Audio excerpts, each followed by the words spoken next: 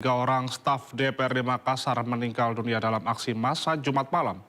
Keluarga korban histeris dan jatuh pingsan.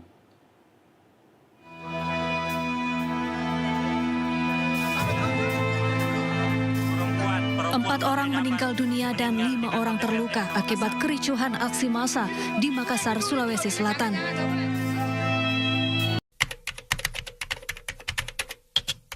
Saya sampaikan bahwa IKUB ya, Indeks Kerukunan Umat Beragama, sebetulnya secara keseluruhan mengalami peningkatan.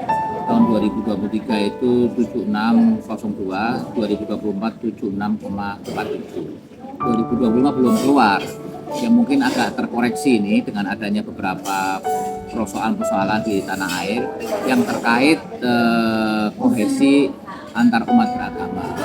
Tapi kalau terkait dengan social unrest yang terjadi itu saya kira punya konteks yang lebih luas karena masyarakat tidak begitu puas dengan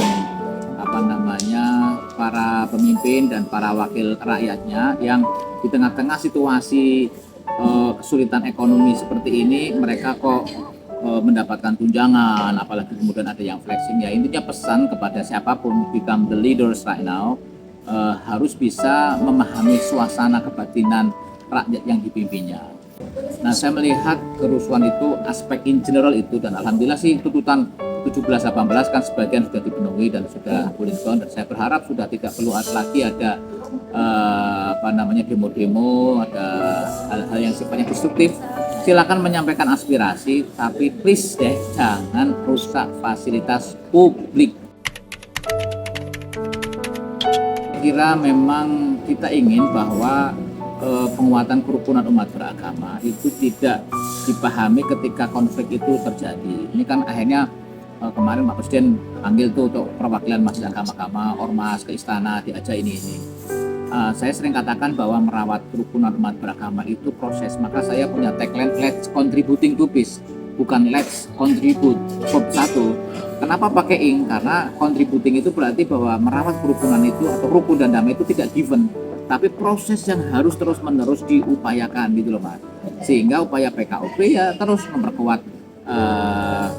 tim mitra ya, kegiatan-kegiatan dialog lintas umat beragama, kemudian sosialisasi bagaimana pendirian rumah ibadah di PBM yang saya lihat banyak mispersepsi, padahal regulasi itu kan justru untuk melindungi kelompok-kelompok minoritas dan kepastian hukum ya, dan hal-hal yang lain yang terus kita lakukan ada dan tidaknya ini. Jadi PKUB itu teruslah membersamai bagaimana merawat kerukunan umat beragama ini sesuai dengan keyakinan kita bahwa bangsa Indonesia ini bangsa yang sangat layak untuk menjadi rujukan dan destinasi dunia untuk kerukunan umat beragama. Yang kita urus itu kan banyak ya, 17 ribuan lebih pulau, kemudian bahasanya lebih dari 700-an orang lebih, suku, agama dan bahasa, tapi kita bisa dipersatukan, itu kan luar biasa gitu.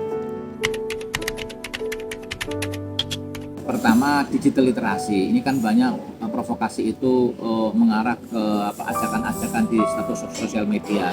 Nah, maka harus bisa mengambil informasi itu tidak taken for granted, harus diverifikasi. Terus yang kedua, even kalaupun itu benar ya, misalkan itu ada tuh pemimpin kita yang tidak responsif, kemudian kata-katanya tidak ini, apakah kemudian harus dilakukan dengan hal-hal yang destruktif? Kan tidak.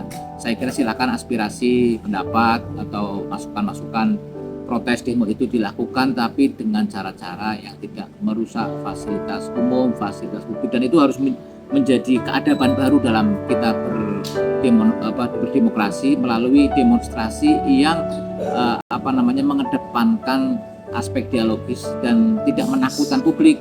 Jadi kamu demo itu kemudian masyarakat, demo silakan untuk menyampaikan aspirasi. Tetapi ya itu tolong jangan merusak publik. Nah, kewaspadaan saya adalah kemarin di beberapa daerah saya menyangka ternyata ada beberapa pelajar yang ketangkap di Pekalongan sendiri.